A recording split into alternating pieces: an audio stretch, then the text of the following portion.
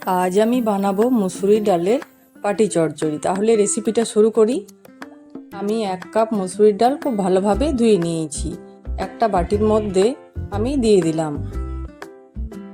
এরপর টমেটো কুচি, পেঁয়াজ কুচি, দুটো মাঝারি সাইজের আলু নিয়েছি, লঙ্কা কুচি, 1 চামচ ধনের গুঁড়ো, 1 চামচ জিরের গুঁড়ো, স্বাদ মতো নুন, আদা রসুনের পেস্ট,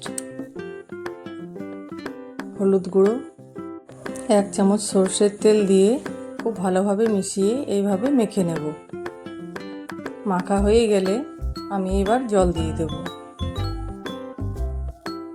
তারপর গ্যাস অন করে আমি মিডিয়াম আঁচে 15 মিনিট সেদ্ধ করে নেব। ডালটা সেদ্ধ হয়ে এলে আমি 1 চামচ চিনি দিয়ে নামিয়ে রাখব।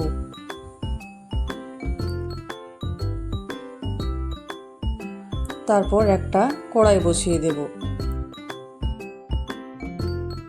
2 চামচ সর্ষের তেল দিয়ে দেব।